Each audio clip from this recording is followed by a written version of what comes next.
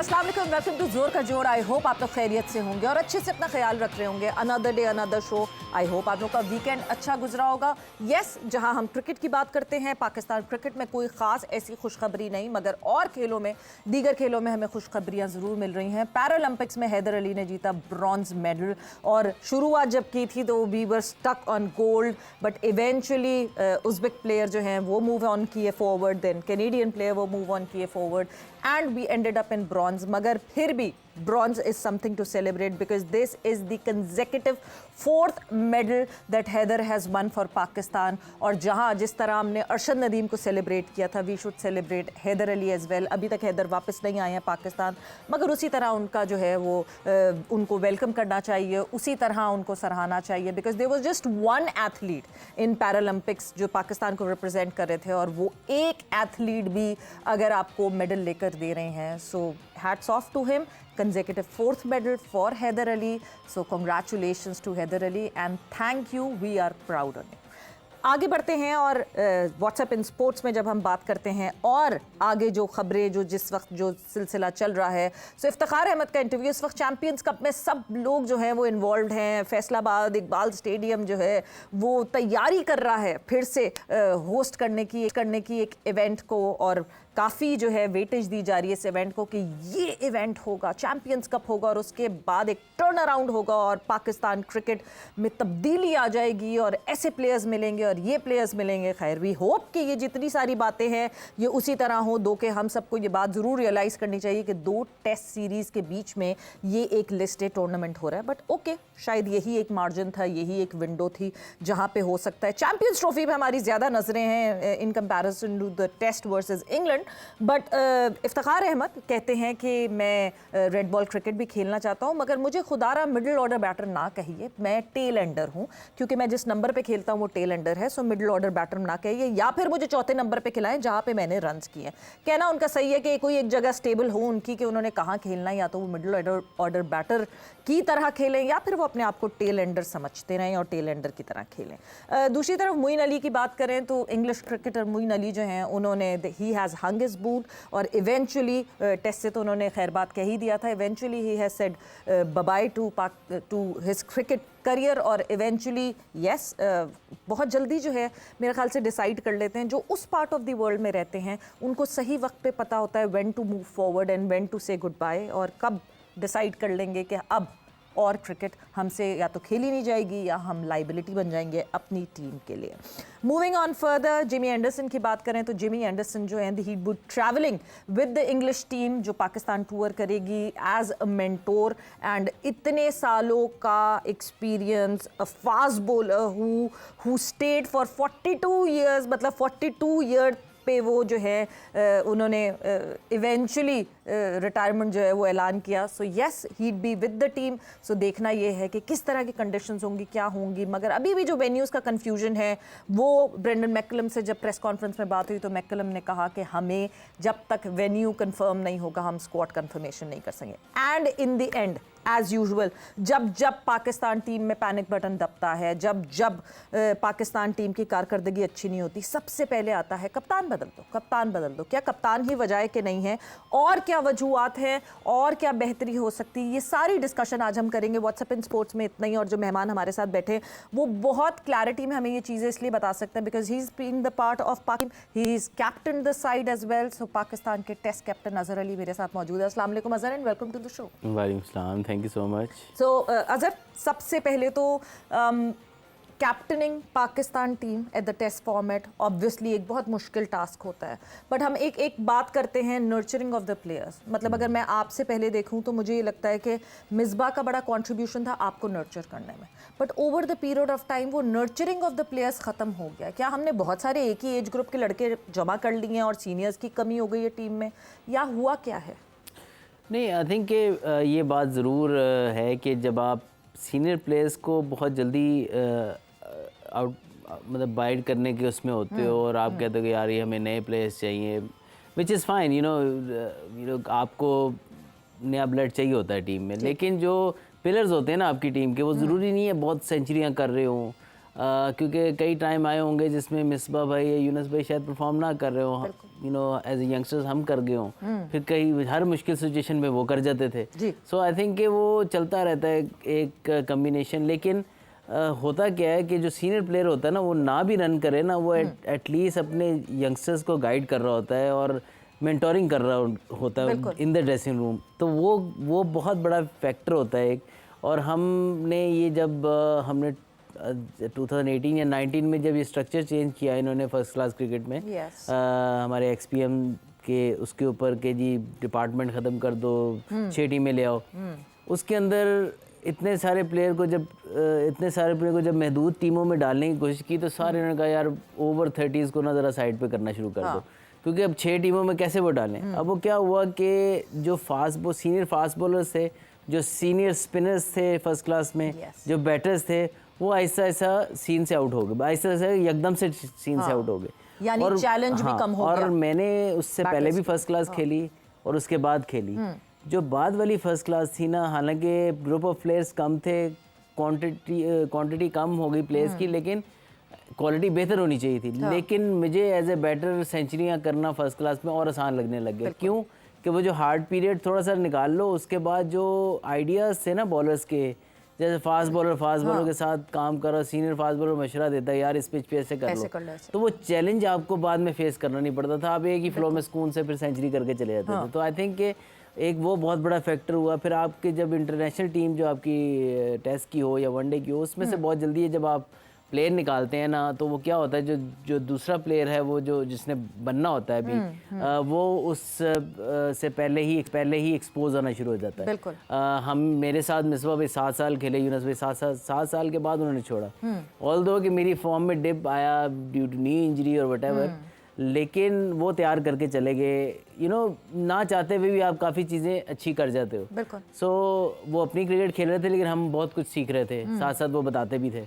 इसी तरह हमारे टाइम पे जब हो रहे थे, बाबर तैयार हो रहा था, बाबर तैयार हो गया एज ए बैटर, लेकिन वो यही होता है कि जो प्लेयर्स बाकी होते हैं वो भी उस में होते हैं, जिसको कहते हैं ना कि उस फ्लो में होते हैं, तैयार भी होते हैं कि यार अभी इन्होंने बनना है आगे जाके, तो वो एक टूट जाता है। मेरे ख्याल में असद शफीक का निकल जाना और उसके अलावा फवाद आलम एक ऐसे प्लेयर थे जो अभी सिर्फ एक सीरीज़ ही फेल हुए थे, और उसके बाद आपने उनको बिल्कुल साइडलाइन कर दिया, और जिसकी वजह से क्या हुआ कि मैं भी निकल गया, 3 प्लेयर ऐसे निकल गए जो कि मेंटोर कर सकते थे किसी प्लेयर को। उसमें मुझे निकाल लेते, कोई मसला नहीं था, मैं रिटायरमेंट दे दी, चले ठीक है। लेकिन फवाद और असद तो बहुत ज़्यादा फिट थे, और असद को जब बाहर किया उसकी भी एक सीरीज़ फेल हुई, और वो इतने मुश्किल नंबर पे बैटिंग करता था कि, और उसने कभी भी कंप्लेन नहीं की। बहुत सारे प्लेयर आपको टीवी पे बैठ के नज़र आते होंगे, अभी आप मेरा नंबर बदल दिया, मेरा नंबर ख़राब है, ये है वो है, लेकिन उस बंदे ने एक दफ़ा कंप्लेन नहीं की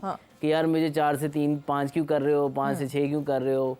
ही always what ever the requirement वो करता रहा। लेकिन एक सीरीज़ बुरी आई, हमने उससे हाथ उठा लिया, ठीक है। बट सर अभी जो सिनेरियो है, जो सिचुएशन है, हम मतलब स्लोली एंड ग्रेजुअली हम फॉर्मेट वाइज देखें तो हम ओडीआई में अफगानिस्तान से हारते हैं, उसके बाद हम यूएसए से T20 में हारते हैं, उसके बाद हम बांग्लादेश से वाइट वॉश होते हैं अपने घर में टेस्ट फॉर्मेट में।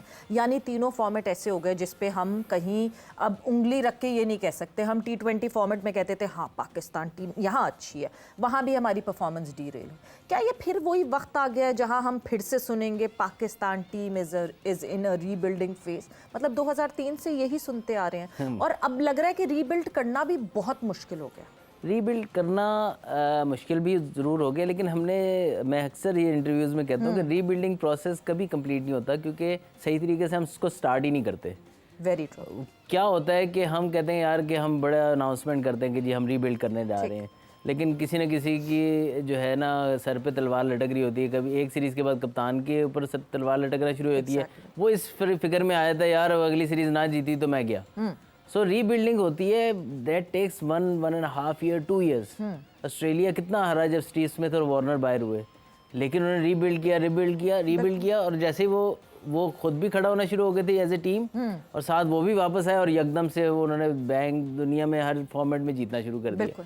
हम क्या करते हैं, हम 1-2 सीरीज़ के बाद चेयरमैन को अपनी फ़िक्र पड़ जाती है, सिलेक्शन कमेटी की चेयरमैन को अपनी फ़िक्र पड़ जाती है, कप्तान बेचारा अपना, कोच बेचारा अपने फ़िक्र में पड़ जाता है। और ये हम कभी भी कंप्लीट इसीलिए नहीं कर पाते कि हम फिर वो शॉर्टकट्स ढूंढ के ना किस तरह अगली सीरीज़ जीतने के ऊपर अपनी कुर्सियां बचा रहे होते हैं। सारी बात है। और ये चैलेंज है, ये मैंने भी फेस किया, सब फेस करते हैं, क्योंकि फिर मीडिया के ऊपर बातें भी शुरू हो जाती हैं और फिर हम उसको सुनना शुरू कर देते हैं। बिल्कुल। जब आपने एक विजन लिया है, अगर तो पहले विजन खराब था आपका, या फिर अब आप गलत कर रहे हैं चेंज करके। सो ये कप्तान है, अभी आप कप्तानी का जिक्र कर रही थी कि जी कप्तान चेंज हो जाते हैं, चेंज होने की बात शुरू हो जाती है। दैट इज़ द प्रॉब्लम कि यार कप्तान एक की जगह दूसरा कर लेंगे तो प्रॉब्लम तो सॉल्व नहीं होगी।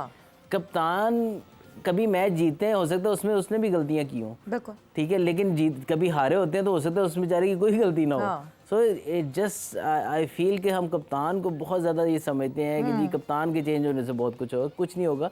अभी भी शान के ऊपर बात हो रही है, उसकी बैटिंग फॉर्म के ऊपर बात करें, ज़रूर करें, लेकिन 5 टेस्ट मैचों में अगर वो हार गया है बिल्कुल, तो इसका मतलब ये नहीं कि वो बुरा कप्तान है। इट्स जस्ट 3 मैच ऑस्ट्रेलिया में थे, अच्छे मैचेस खेले। बांग्लादेश से हारने का जो मुझे सबसे बड़ी वजह नजर आती है कि आप बल्कि T20 ले लें, सारे फॉर्मेट, सबसे बड़ी बात है आपके प्लेयर बुरे नहीं है इतने, आपकी टीम इस वक्त बुरी हुई है। वो क्यों कि जब तक आप जुड़ के नहीं खेलेंगे, जब तक आपके दिल मिले हुए नहीं होंगे, तब तक आप परफॉर्मेंस नहीं दे सकती। ये वही लड़के हैं जो वर्ल्ड T20 के फाइनल खेला है, वही सेमीफाइनल खेला है। उसके बाद आप ऐसा कभी हैशटैग निकाल लेते हैं, कभी कुछ निकल आता है, मतलब कि आउट ऑफ द जो क्रिकेट पे फोकस है, जो आपकी टीम की परफॉर्मेंस का फोकस है, वो हटता चला जा रहा है। बिल्कुल, आउटसाइड नॉइज ज़्यादा इम्पैक्ट। फिर उसके बाद आपके यू नो। बट मेरा अगला सवाल आपसे अजहर यही था, अगला मैं यही टीम यूनिटी, आप अच्छे खासे टाइम तक जो है टीम में रहे हैं, टीम की यूनिटी, टीम में भाईबंदी होना, क्या ये सारी चीज़ें ज़रूरी होती हैं? वो इस वजह से बिकॉज हमने बहुत अरसे की टीमें देखी हैं, हमने अपनी 99 की टीम भी देखी है, बहुत अच्छी टीम थी, बहुत स्ट्रॉन्ग टीम थी, बट ऐसा नहीं था कि वो सब बैठ के साथ डिनर्स भी करते थे या उनकी बहुत दोस्ती थी ऑफ द फील्ड। सबकी एक अपनी अपनी एक स्पेस थी और अपनी अपनी स्पेस में रहते थे। तो वो दोस्ती वगैरह ऑफ द फील्ड होना बहुत ज़रूरी होती है क्या एक टीम का परफॉर्म करने के लिए? देखिए, ये ज़रूर हो सकता है आपके डिफरेंसेस हों, लेकिन आप जब ग्राउंड में उतरते हैं ना, तो फिर आप जो है वो भी आइडियल नहीं थी। वो कह सकते हैं कि उस टाइम पे टीम बहुत बड़ी थी आपकी, एक आधा प्लेयर ऐसा परफॉर्म करता था, मैच को ले जाता था। बिल्कुल। लेकिन अगेन वो भी टीम, अगर आप कहें ना कि उस टीम ने अंडर अचीव किया है, आप कहेंगे यार वो ठीक है, वो फाइनल खेल गई, वो उस टाइम पे डोमिनेट करना चाहिए था दुनिया को, वो नंबर 1 टीम होनी चाहिए थी। बिल्कुल। अगर 99 के 11 जो है मैच विनर्स, 99 की अगर आप 11 निकालें ना, तो उसमें आप सुई भी नहीं निकाल सकते, इतनी स्ट्रांग टीम थी। मतलब एक गैप होता है ना किसी टीम में, यार इसमें ये स्पेस है। उस टीम के अंदर ऑलराउंडर, मतलब आपके पास 2 टॉप क्वालिटी ऑलराउंडर्स हों जो कि 140+ बॉल करते हों, ठीक है, और साथ प्रॉपर नंबर 7, 8, 9 पे, और अब रज़ाक भाई तो नंबर 3 पे बैटिंग करते रहे, तो आपके 9 नंबर पे जाके वसीम भाई बैटिंग करने आ रहे हैं, फास्ट बॉलर आपके पास पूरे हैं, स्पिनर आपके पास इकलान मुश्ताक और मिशी भाई बाहर बैठे होते थे, वकार भाई टीम स्क्वाड में हिस्सा थे लेकिन 11 में नहीं आते थे। तो मतलब कैसी वो टीम होगी, उस टीम को तो वर्ल्ड को डोमिनेट करना चाहिए था। तो फ़र्क तो उधर भी पड़ा, ये अगर उनके अंदर डिफरेंसेस थी तो फ़र्क तो वो भी पड़ा। लेकिन अभी क्या है, अभी उस तरह की क्वालिटी नहीं है, लेकिन टीम फिर भी ऐसी परफॉर्मेंस वाली टीम नहीं है ये कि यार अफगानिस्तान से भी आराम से हार गए, बांग्लादेश से वाइट वॉश करा ली test series. This is the ultimate format ना, जिसमें जो हल्की टीम है या मिनो है या कोई ऐसी टीम जो बहुत ज़्यादा स्ट्रांग नहीं समझी जाती, वो इतने आराम से नहीं टेस्ट हरा सकती दूसरी टीम को। वो कहीं ना कहीं आके फंस जाती है। लेकिन ऐसा लगा कि हम डोमिनेट करके हम फंस गए। सो दैट इज 11 के 11 एकदम से आउट ऑफ फॉर्म हो गए। हाँ, तो आई थिंक जो मुझे लगता है कि अगर आपकी क्वालिटी डाउन हुई है, लेकिन जब टेस्ट सीरीज खेले थे ऑस्ट्रेलिया से 2014 में, तो हमारे सारे बॉलर्स मिला के 12 टेस्ट मैच बनते थे, और फिर भी हम टेस्ट सीरीज वाइट वॉश कर दी ऑस्ट्रेलिया को, चाहे हमारी कंडीशन थी। लेकिन वो क्या था कि मिलजुल के हमने टैक्टिक्स इस्तेमाल करके यार किस तरह इनको फंसाना है, एक दूसरे की वीकनेसेस छुपाई। अपनी भी पता था कि यार, अब मैं छोटी सी मिसाल देता हूँ कि मिचेल जॉनसन है, यार इसको हमने ड्राइव मारनी नहीं है, ठीक। सो वो एक डिसाइडेड था कि यार हमने इसको कवर की तरफ खेलना नहीं है, पीछे पीछे करके आगे फेंकता है, तो पूरी टीम ने उसको फॉलो किया। हमने पूरे दिन में उसको सिर्फ 22 रन बनाए 19 ओवर्स में। लेकिन वो क्या है, जब आप सारे लोग प्लान फॉलो करते हैं तो क्या होता है, इन दी एंड रिजल्ट क्या निकलता है, पूरे दिन में 3 विकेटें गिरी। तो मेन थ्रेट हमने कर लिया। नेथन लाइन दूसरा थ्रेट था, हमने कहा था इसको हमने अटैक करना है, क्योंकि हम स्पिनर पे रन नहीं बनाएंगे तो हम किसके अगेंस्ट बनाएंगे। तो उसको हमने अटैक किया, चाहे मैं अटैकिंग बैट्समैन नहीं था, लेकिन मैं भी उसके ऊपर अटैक कर रहा था कि आप एक प्लान लेके चलते हैं, सारे प्लेयर उसकी तरफ जुड़ जाते हैं। बट अजहर, ये तो गेम अवेयरनेस है ना। अगर आप अभी बांग्लादेश की सीरीज देखें और आप देखें कि गेम अवेयरनेस भी गायब हो गई, एक इंडिविजुअल प्लेयर में से भी गेम अवेयरनेस गायब हो गई। जिस वक्त आपके पास मार्जिन था कि आप तेज रन्स बना सकते थे, आपने स्लो रन्स बनाए। जिस वक्त आपके पास अब था कि नहीं जी मैच बचाना है, अब ड्रॉ की तरफ ही लेकर जाना है, ऐसा ना हो कि वो जीत जाए, उस वक्त आपने तेज खेलना शुरू कर दिया और हिट आउट कर। तो ये तो गेम अवेयरनेस की बात हुई जो कि अचानक से कहीं उड़ गई है चिड़िया की तरह दिमाग। बिल्कुल, जब आप देखें, जब आप अपॉर्चुनिटी ज़ाय करते हैं ना टेस्ट मैचेस में, उसमें फिर आप पहला टेस्ट देखें तो आपने ये शुरू कर दिया विकेट बहुत फ्लैट है। यस, जो कि टेस्ट के क्रिकेट में 80% विकेट्स फ्लैट ही होते हैं। यू नो, पिंडी की उसी पिच पे आप आउट कर रहे हैं बैट्समैन को डिफेंस करते हुए बोल्ड, तो वो इस पिच में कुछ है तो वो बोल्ड हो रहा है ना बैट्समैन। तो आई फील कि एक तो कंप्लेन हमने बड़ी जल्दी शुरू कर दी। उसके बाद जब थर्ड इनिंग में जब आप के पास रहता है ना कि जब आप मैच जीत नहीं सकते, तो the only way thought comes कि यार हम यहाँ से हार ना जाएं। तो उस प्रेशर के अंदर आप, फनी है क्रिकेट, बहुत फनी चीज़ है, आपसे बड़ी अजीब चीज़ें कराती है। तो यू नो, अब्दुल्ला शफीक ने निकल के मार दी स्पिनर को, मतलब वाज नॉट नीडेड। बाहर से शान भी बाहर वाले गेंद को जाते हुए उसने एज किया बॉल को। तो काफ़ी सारे ऐसे शॉट थे जो कि फिर फॉर नो रीज़न आपने अपने ऊपर प्रेशर बिल्ड किया और आपने मिस्टेक्स की। इस तरह ही दूसरा मैच है, आपने 26 पे 6 आउट किए हैं। उसके बाद मुझे तो दो यू नो बॉलिंग कोच, जो आपका हेड कोच है वो भी बॉलर रहा है।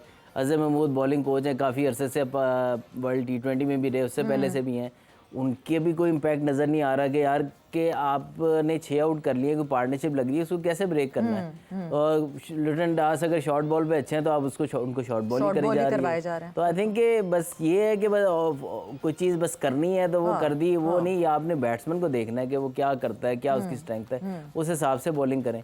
तो आई थिंक कि बहुत सारी ऐसी चीज़ें हैं जो हार की वजह बनी। लेकिन अगेन मैं किसी रीज़न को नहीं मारता कि बांग्लादेश की टीम पाकिस्तान में आके, हाँ बांग्लादेश में वो हरा देते, उन्होंने इंग्लैंड को भी हराया, बड़ी बड़ी टीमों को, ऑस्ट्रेलिया, न्यूजीलैंड सबको हराया, that is fine. But Pakistan में आके हमारी कंडीशन में वो हरा के चले जाएं, आई थिंक ये बहुत बड़ी लॉस। अच्छा, ये तो हम टीम की बात करें, अब हम इंडिविजुअल्स पे आते हैं। अगर हम बैटिंग की, पाकिस्तान की बैकबोन की बात करें, you have been very close to Babar Azam. What has gone wrong? Babar Azam not scoring runs, Babar Azam the batter. हमें ये लगता था कि कैप्टनसी का बोझ बाबर के ऊपर से हटेगा तो बाबर का बल्ला चलना शुरू हो जाएगा वापस। अभी तक नहीं वो दिख रहा होता हुआ। 16 innings in a flow now that he is not chipping in. क्या वजह लगती है? देखिए, बाबर की अगर कप्तानी में परफॉर्मेंसेस देखें, हम वर्ल्ड कप में भी देखते थे, ओवरऑल बाबर की कप्तानी में उसकी बैटिंग की फॉर्म बिल्कुल ठीक रही है। बल्कि आई थिंक कि कई फॉर्मेट्स में तो उसकी एज ए कैप्टन ज़्यादा रन्स थे। मैं नहीं समझता उसकी बैटिंग में, कप्तानी में फ़र्क है। लेकिन अब मुझे लग रहा है, you know, I may be wrong, कि अब मुझे लग रहा है कि जो सिनारियो पीछे 6-8 महीने में बना है, उसके बाद बाबर की क्रिकेट पे अब इफेक्ट आया है। ये कप्तानी का प्रेशर उतर जाना नहीं है, शायद कोई और चीज़ें ऐसी फैक्टर्स हैं जो उसको, मेरे ख्याल में वो ऐसे फुटवर्क से वो खेलता ही नहीं है। बिल्कुल, पूरा अनश्योरिटी नज़र आ रही है उसके फुटवर्क से। सो अगेन, जब बैट्समैन रन नहीं करता, बहुत सारी चीज़ें नज़र आती हैं। शेक हुआ होता है वो बैट्समैन, मेंटली भी, फुटवर्क भी, all sort of question, you know, mind में बहुत सारी चीज़ें घूम रही होती हैं, बहुत सारा बैगेज लिया हुआ है उन्होंने साथ। सो आई थिंक कि जब वो रन्स इससे निकलेंगे, वो मुझे 100% यकीन है कि वो निकलेंगे, क्योंकि क्वालिटी प्लेयर है, कोई डाउट नहीं है उसमें। लेकिन प्लेयर्स पे ऐसे टाइम आते हैं। लेकिन हमें बहुत ज़्यादा जो हम जिक्र करना शुरू कर देते हैं ना एक टॉप प्लेयर के ऊपर, जो वर्ल्ड में बड़ा नाम है बाबर आजम का, हम एक तो बहुत जल्दी भूल जाते हैं ना सारी चीज़ें। तो आई थिंक कि अगर हम उसके ऊपर ऐसी बातें करते रहेंगे तो उसके ऊपर और प्रेशर भी डेवलप होगा। हमारी कोशिश ये होनी चाहिए कि पॉजिटिव क्रिटिसिज्म करें, कंस्ट्रक्टिव करें, ताकि वो बेहतर हो। हमारा ही प्लेयर है, हमारी अगर वो नहीं होगा ना, अगर तो आपके पास तो और क्वालिटी इतनी ज़्यादा रह नहीं जाएगी। तो 1-2 प्लेयर और हैं, उसके अलावा, मतलब मैं नाम तो नहीं लूँगा, लेकिन 2-3 प्लेयर और हैं, उसके अलावा आपके पास इतनी जल्दी बैकअप नहीं आना आपके पास। बैकअप तो है भी नहीं अभी, और जिस तरह बैकअप बनाने की बात हो रही है, अजहर हम ब्रेक पर जाएंगे। ब्रेक पर जाएंगे और ब्रेक से वापस आएंगे। बैकअप की बहुत बात हो रही है। चैंपियंस कप क्या काया पलट देगा पाकिस्तान क्रिकेट? एकदम से बहुत अच्छी लगने लगेगी जैसे ही चैंपियंस कप होगा, बिकॉज जिस तरह के हाई क्लेम्स कर रहे हैं, वी होप के चैंपियंस कप में इसी तरह हो। क्या पाकिस्तान क्रिकेट ट्रैक पे आ जाएगी because of champions cup? Break पर जा रहे हैं, ब्रेक से वापस आएंगे तो अजहर से ये जानेंगे।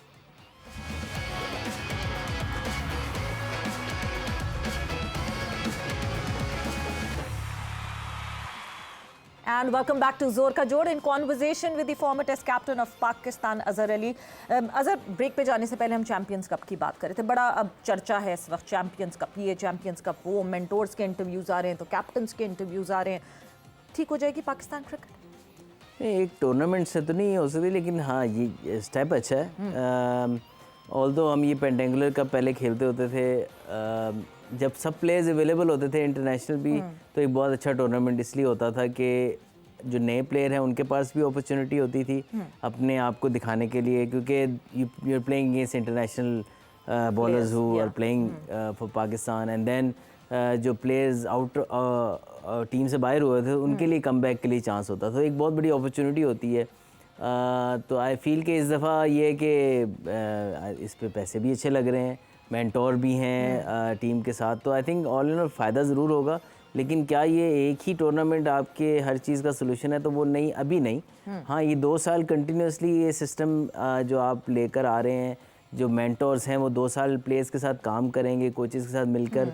कहा तो उन्होंने 3 साल है। 3 साल, और ये इनको 3 साल काम करना चाहिए, क्योंकि ये टूर्नामेंट के अंदर शायद वो इतना फ़र्क ना डाल सकें, इससे अगले टूर्नामेंट में थोड़ा ज़्यादा कर सकेंगे। लेकिन सबसे ज़्यादा जो इम्पैक्ट इनका मेंटोर्स का है, वो जब ये टूर्नामेंट्स ख़त्म हो जाएंगे और जो प्लेयर्स के इश्यूज़ हैं फिटनेस रिलेटेड या टेक्निकल रिलेटेड कुछ भी, उनके ऊपर जब इनके प्लान्स लेकर आके इनके साथ काम करेंगे, जब इनकी इम्प्रूवमेंट आएगी, that can serve Pakistan cricket के। वो जो प्लेयर एक अपने एबिलिटी के 60% पे खड़ा है, तो ये उनको उठा के 90% पे कैसे लेके जाएंगे, बिल्कुल उनको कैसे और बेहतर करेंगे। अगर उनकी किसी भी टेक्निकल इशू है या उनकी मॉडर्न डे क्रिकेट के अंदर वो लैग कर रहे हैं, किसी चीज़ में भी लैग कर रहे हैं, तो ये इनका काम है कि ऑफ टाइम पे इनके साथ काम करें। अभी इस लेवल पे, मतलब इस एज ग्रुप पे, आपको नहीं लगता ये इन मेंटोर्स का काम जो है वो एज ग्रुप क्रिकेट में ज़्यादा है? जब हम ये नर्चरिंग की बात कर रहे हैं, जब हम कुछ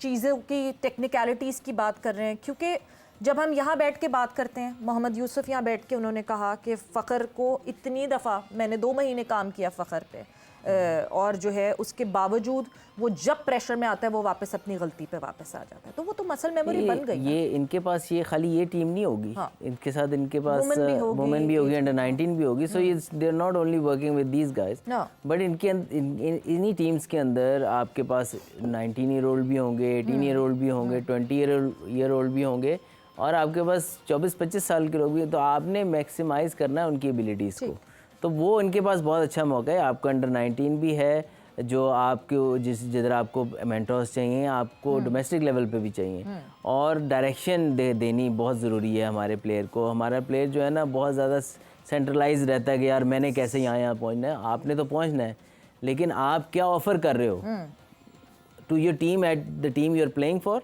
डोमेस्टिकली, और फिर आप जब इंटरनेशनल पे लोगे तो वो आपकी रेपुटेशन कैरी करती है कि यार he is a team player. So that is, हमने ये नहीं बनाने प्लेयर्स के वो 1000 स्कोर करके चले जाएं या इतनी विकेटें लेके चले जाएं। वो टीम को क्या ऑफर कर रहे हैं, एज अ कंप्लीट पैकेज आपको चाहिए। तभी अब आप देख लें ऑस्ट्रेलिया, इंग्लैंड, इनके पास कंप्लीट पैकेज होते हैं। तो हमारे पास ये है कि अनफॉर्चुनेटली जो सर्कमस्टांसेस हैं, मैं प्लेयर्स को भी ज़्यादा वो नहीं करूँगा, लेकिन हमें मेंटोर करना है प्लेयर्स को कि कैसे जाके हमने इंटरनेशनल लेवल पर टीम पाकिस्तान को कैसे कंट्रीब्यूट करके देना है। अल्फाज तो हम लिख देते हैं, लेकिन कैसे वो उनको प्रैक्टिकली उनके साथ साल 2 साल 3 साल लगाकर उनके अंदर वो उतारना। हमारी जो डोमेस्टिक टीम हम इकट्ठे खेलते हैं, हमारी कोशिश होती है कि प्लेयर वही रखें जो टीम के लिए खेले, और जाहिर सी बात है होना भी वही चाहिए, बिकॉज हम ड्रेसिंग रूम के माहौल का इम्पैक्ट बहुत लेते हैं फील्ड पे। बट जिस तरह आपने प्लेटफॉर्म की बात की, चैंपियंस कप का प्लेटफॉर्म है, अभी 2-3 नाम, एक तो पहले तो बड़ा बहुत ये डिप्रेसिंग सी बात लगी कि आपके अंडर 19 का कैप्टन फिटनेस टेस्ट पास नहीं करता, but in contrary Iftikhar Ahmed pass कर लेते हैं। सो आप ये डिफरेंस देखें, जहाँ पे हम इफ्तिखार को कहते हैं कि हाँ जी वेदर ही इज़ फिट और नॉट कर, अपेरेंटली फिट लगते हैं नहीं, बट आपका एक यंगस्टर वो पास नहीं कर पाता एंड हमारे और दूसरे सीनियर प्लेयर्स पास कर लेते हैं। दूसरी तरफ Ahmed Shehzad, Umar Akmal, they've been chanting बहुत अरसे से Pakistan team Pakistan team Pakistan team, but ये एक अपॉर्चुनिटी आई है and they pulled themself out. आपको लगता है सही डिसीजन? आई थिंक देखिए बहुत अच्छी अपॉर्चुनिटी थी। If they want to play for Pakistan, this is the platform. बहुत ज़बरदस्त मौका था, मेहनत ऑब्वियसली वो कर रहे होंगे, तो आके बहुत उन्हीं प्लेयर्स के साथ आप खेल रहे हैं, उन्हीं पाकिस्तान टीम के प्लेयर्स के अगेंस्ट जब आप खेलेंगे या साथ खेलेंगे तो आप अपनी परफॉर्मेंस से डिफरेंस दिखा सकते हैं कि यार but can I can offer a lot to Pakistan cricket. So बहुत अच्छी अपॉर्चुनिटी थी। आई फील के पता नहीं क्या सोच के उन्होंने विड्रॉ कर लिया कॉन्ट्रैक्ट से, वट एवर जो भी था, लेकिन आई फील के बड़ा ज़बरदस्त मौका था। और फिटनेस के बारे में जो आपने कहा ना कि इफ्तिखार ने पास किया और साथ ने नहीं किया, ये फिटनेस सिर्फ एटीट्यूड से आती है। और ये फिटनेस टेस्ट है ना, अभी हमने भी हो सकता है मैं भी फर्स्ट क्लास का सीज़न अपने डिपार्टमेंट से अगर खेलता हूँ तो I have to pass the fitness test.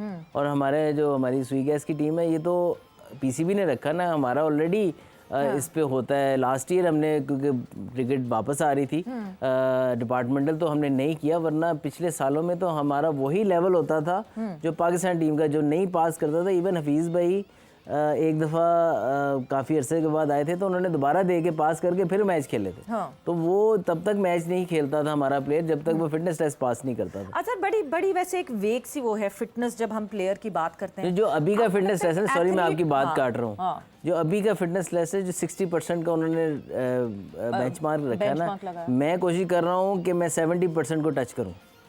कि जब जो मैंने नंबर्स पढ़े हैं ना, यही वो टेस्ट है जो हम पाकिस्तान ने 2019 में हम थे लिया था, तो वो वही है। बहुत मुश्किल है ये फिटनेस टेस्ट। नहीं, वो कहीं मुश्किल नहीं है, बिल्कुल मुश्किल नहीं है। मतलब ये नहीं है कि बिल्कुल आराम से आप कर लेंगे, लेकिन अगर आपका ब्रेड एंड बटर क्रिकेट है तो आप उसके लिए इतना भी हार्ड वर्क नहीं कर सकते कि यार 2 किलोमीटर आप 8 मिनट 45 सेकंड में कर लें। मैं इसी पॉइंट ठीक है, आपने एथलीट के लिए अपनी जिम्मेदारी लेना कितना जरूरी। आपको नहीं लगता कि हमने अपने प्लेयर्स को बहुत ज्यादा स्पून फीड कर दिया है? दूसरी टीम के प्लेयर्स जो हैं वो लगता है they are playing men's cricket, हमारे लड़के लगते हैं बॉयज क्रिकेट खेलते हुए, कि हम बहुत ज्यादा स्पून फीड करने लगे अपने प्लेयर्स। हम समझते हैं कि हमारी बॉडी पे ना पता नहीं कितना, टेस्ट क्रिकेट का जो परफॉर्मेंस है नहीं है उसका सबसे बड़ी मिसाल है। बिल्कुल, आपके वो जो बांग्लादेश के फास्ट बॉलर आए थे, उन्होंने स्पेल से स्पेल किए हैं, बार स्पेल किए हैं, और ना उनकी एक्यूरेसी डैमेज हुई है, ना उनकी पेस नीचे आई है। Imagine Pakistan bowler fast bowler की पेस, एवरेज पेस नीचे आई है बांग्लादेश के फास्ट बॉलर की एवरेज पेस से। तो you see where our cricket standing at the moment. Bangladesh are not renowned for their fast bowlers, वो हमेशा स्पिन विकेट बना के जीते हैं। हम उनसे अगर हमारी फास्ट बॉलिंग नीचे आई है तो इट मीन्स कि हमने बहुत ज़्यादा लेवरेज दी है। मैं तो सिंपल से कहूँगा प्लेयर्स अपनी मर्जी से खेलते रहे हैं कि यार T20 क्रिकेट है नहीं छोड़नी, वनडे है, हर चीज़ खेलनी है, लीग्स खेलनी है, सब कुछ खेलना है। लेकिन when it comes to first class cricket, when it comes to first class cricket, सारे कहते हैं नहीं फर्स्ट क्लास नहीं खेलनी, वहाँ जाना है, यहाँ जाना है। बेसिकली हार्ड यार्ड्स जब तक नहीं करेंगे, टेस्ट क्रिकेट बहुत नास्टी, जो लोग सुन रहे हैं ना कि T20 बहुत देखने में अच्छी है, सबसे मुश्किल क्रिकेट टेस्ट क्रिकेट है। 5 दिन आपने बार उठ के आना है सुबह 7 बजे, और आप फटीग भी होंगे, मेंटल चैलेंज अलग है, प्रेशर अलग है। सो अगर आप फर्स्ट क्लास क्रिकेट नहीं खेल रहे ज़्यादा तो आप सफ़र करेंगे टेस्ट क्रिकेट में, जाहिर सी बात है। बिल्कुल, और ये फिटनेस टेस्ट की बात है। मैं इंशाल्लाह अभी रिटायर हुआ हूँ तो मैं भी अभी फिर इंशाल्लाह पास करूँगा, और कोशिश करूँगा कि पाकिस्तान के जो नेशनल रिक्वायरमेंट है उससे ऊपर रहूँ। बिल्कुल ऐसा होना चाहिए, but and good luck to you for that. मगर कंट्रीब्यूशन ऑफ फॉर्मर प्लेयर्स, थोड़ी सी ज़रा अगर हम उसके हवाले से बात करें, आप एक अकेडमी रन कर रहे हैं, देयर फ्यू अदर प्लेयर्स जो कि अकेडमी रन कर रहे हैं। आई बिलीव जुनेद खान अपने एरिया में वो भी अकेडमी रन करते हैं। हमें कम प्लेयर्स क्यों दिखते हैं जो इस तरह कंट्रीब्यूट करते हैं? हमें ज़्यादातर फॉर्मर प्लेयर्स जॉब सीकर्स दिखते हैं, और जब वो जॉब सीकर्स होते हैं तो वो जॉब पे वो बातें नहीं कहते, वो जैसी जॉब से हटते हैं पीसीबी से, उनको सब बुरा लगने लगता है। अगेन वही बात है ना कि जो चीज़ गलत हो उसको गलत बोलना ज़रूर चाहिए। बोलता नहीं है कोई, बोलता नहीं है नहीं, कोई। देखिए जब आप अंडर कॉन्ट्रैक्ट होते हैं तो आप शायद ना बोल सकें, बाहर ना लेकिन बोलें, आप at ये least फिर अंदर आप meetings नहीं में तो फिर बात उसमें आप मीटिंग्स में बात करें और फिर अगर आपको लगे हाँ। कि यार ये अगर मैं इस रोल के लिए हूँ और ये मैं इम्प्लीमेंट जो करना चाहता हूँ कर ही नहीं पा रहा, हाँ। और एक ऐसे प्लेयर के लिए मैं आई कैन अंडरस्टैंड कि यार कि जो इतना ज़्यादा नहीं खेले उन्होंने तो जाहिर बात है यार उन्होंने जॉब करनी है। बट कुछ प्लेयर्स होते हैं जिन्होंने सब कुछ अचीव कर लिया होता है, वो आते हैं, उनको क्रिकेट बोर्ड में आना चाहिए to achieve something, to make some difference. ये नहीं कि आप आए बड़ा अच्छा लगेगा, सैलरी तो आ रही है, लेकिन अगर डिफरेंस क्रिएट नहीं कर पा रहे कि आप जिस जॉब के लिए आए हैं, तो उसका आई फील कोई फ़ायदा नहीं है। हाँ। तो आप चाहे वो 2 साल कर लें, 3 साल कर लें या 6 महीने करें, उसके बाद ये है कि अगर आपको लगता है कि नहीं कर रहे, फिर आप साइड पे हो जाएं, इंस्टेड ऑफ कि आप कंटिन्यू करते रहें कि यार मैं कर दूंगा, 2 साल निकालूंगा, उसके बाद मैं कहूँगा जी मुझे काम नहीं करने दिया गया। 2 साल के बाद मेरे ख्याल है ये कोई एक्सक्यूज़ नहीं है कि जी मुझे काम नहीं करने दिया गया। अगर आपने करना है तो 6 महीने बाद आप कह दें जी मैं आई ट्राइड, मुझे नहीं करने दिया जा रहा। हाँ। और यू कैन एग्जिट क्वाइटली कि यार नहीं, फिर आपको लोग आपको ब्लेम नहीं करेंगे ना, यार 6 महीने ट्राई किया उसने, लेकिन ये नहीं कि 2 साल बाद आप कहेंगे जी वो काम नहीं करने देते वहाँ पे। तो फुट डाउन अपना करना जरूरी है, that is your take on that. Captaincy पे मैं वापस आती हूँ, क्या आपके पॉइंट ऑफ व्यू में शान और बाबर को अपनी कैप्टनसी कंटिन्यू करनी चाहिए इन द फॉर्मेट? शान को टेस्ट में और बाबर को शॉर्ट ऑफ फॉर्मेट? देखिए शान के लिए मैं इसलिए कहूँगी he is young captain eight the moment, ठीक है, पाकिस्तान के लिए he is doing for Yorkshire, फिर मुल्तान सुल्तान के लिए भी की, कराची किंग्स के लिए भी कर रहा है।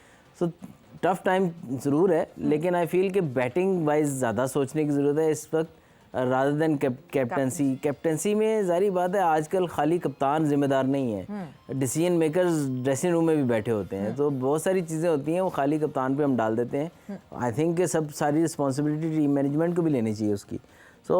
मेरा ख्याल है टेस्ट में इस वक्त नहीं करना चाहिए, क्योंकि अगेन फिर अगला आएगा तो वो भी 2-3 मैच हारेगा, तो फिर हम उसको भी चेंज करने की बात करेंगे।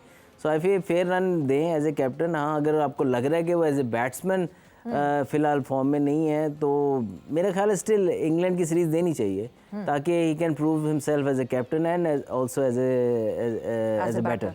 शॉर्टर फॉर्मेट में देखें बाबर काफ़ी अरसे से कप्तानी कर रहे हैं, बाबर को फेयर रन मिला है, लेकिन इस वक्त आई थिंक बैगेज बहुत ज़्यादा हो गया है और काफ़ी सारे आईसीसी इवेंट हो गए, तो आई थिंक बाबर के लिए बहुत अच्छा है कि वो कप्तानी से अलग होकर रिलैक्स होकर अपनी क्रिकेट खेले, बैटिंग पे फोकस करे और रिकॉर्ड्स कायम करे। ये देख लें पाकिस्तान में it's a thankless job at the and, बहुत रेयरली होता है कप्तान को क्रेडिट मिलता है जीतने का, अनलेस कि आप ट्रॉफी उठा लें।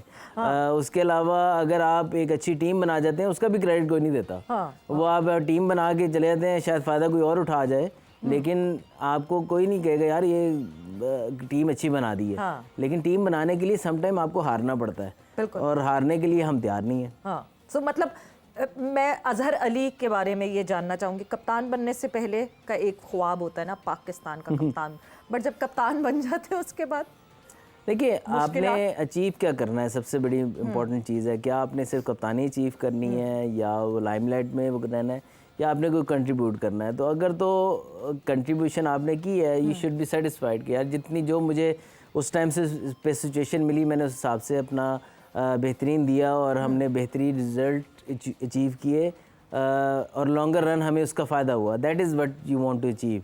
अगर वो हो गया तो दैट इज़ फाइन, लेकिन पाकिस्तान की कप्तानी करना वो जो है ना, वो क्या कहते हैं, फूलों की सेज नहीं है, बिल्कुल आप ये कांटों वाला क्या कहते हैं, तो उससे बेड ऑफ थॉर्न्स। हाँ, तो वो जो है ना, जो भी लोग ख्वाहिश करते हैं इसकी, बेचारे जितने 2-3 कप्तान पीछे बने उनका हाल देख लें। सो अजहर, जाते जाते इंग्लैंड की सीरीज कोई अभी सीरियस नहीं ले रहा, चैंपियंस ट्रॉफी तक सोच रहे हैं हम, लग रहा है इंग्लैंड टेस्ट को कोई सोच नहीं रहा है। क्या चेंजेस आपको लगता है बेटर कर देगा हमें, बिकॉज जितने हम टूथलेस दिखे बांग्लादेश के अगेंस्ट, इंग्लैंड तो हमें चबा के खा जाएगी। देखिए एक तो सबसे पहले डर निकालना पड़ेगा अंदर से, ठीक है, आपको हम सपोर्टिंग पिच के ऊपर खेलना पड़ेगा इंग्लैंड के अगेंस्ट। आप फ्लैट पिचेस पे उनसे नहीं जीत सकते, वो आपको मार मार के, या तो आप पूरे टर्निंग पिच पे खेलें या आप थोड़े सीमिंग पिच पे खेलें, ठीक है। तो अगर आप फ्लैट पिच पे खेलेंगे वो इतनी जल्दी रन बना देंगे आपके आगे कि आप मैच ड्रॉ ही करते रह जाएंगे। सो आई फील कि एक तो आपको कॉन्सेप्ट क्लियर करना है, बेशक हार जाएं लेकिन अच्छी क्रिकेट खेलते हुए एक competitive और जिसको कहते हैं ना अच्छी पिचेस के ऊपर मैचेस खेलें, आपकी टीम वहाँ पे फिर इम्प्रूव होगी। और चेंजेस मैं ज़्यादा क्या कहूँगा, बेसिकली जो प्लेयर्स हैं वो थोड़ा सा उनकी तैयारी बेहतर करें, बॉलर्स की तैयारी करें, उनको फर्स्ट क्लास क्रिकेट का थोड़ा सा चखाएं कि यार किस तरह। लेकिन अब आपकी चैंपियंस ट्रॉफी भी साथ है, टाइम ही नहीं है, लेकिन आपको ये मेक श्योर करना है कि आपके प्लेयर्स की फिटनेस अच्छी हो, बॉलर्स की स्पेशली। बैटर्स डिसाइड करें पहले कि हमने किस तरीके से क्रिकेट खेलनी है। आप अभी हम बीच में फंसे हुए हैं, पॉजिटिव और डिफेंसिव के बीच में है। हमें समझ नहीं आ रही कि हम सातवीं वाली छठी सातवीं वाली लाइन वाली बॉल को बल्ला भी लगा देते हैं और पूरी तरह लगाते भी नहीं है। तो हाफ हाफ में फंसे हुए हैं पॉजिटिव और क्रिकेट के अंदर। तो आई थिंक थोड़ा सा क्लैरिटी ज़रूरी है, फिर उसको बैक करें जो भी डिसाइड करें उसके बाद। बिल्कुल जी, क्लैरिटी सबसे ज़्यादा ज़रूरी है और क्लैरिटी अक्रॉस दी बोर्ड ज़रूरी है कि पूरी टीम एक मोटिव के साथ आगे बढ़े। बट थैंक यू अजहर, बहुत बहुत शुक्रिया for your time and it was wonderful having you here. And इसी के साथ जो है वो जोर का जोड़ का वक्त ख़त्म हुआ है। आई होप आपने एंजॉय किया होगा आज का शो। सवीरा पाशा को इजाज़त दीजिए, अपना बहुत ख्याल रखिएगा। टेक केयर, बाय बाय, अल्लाह हाफ़िज़।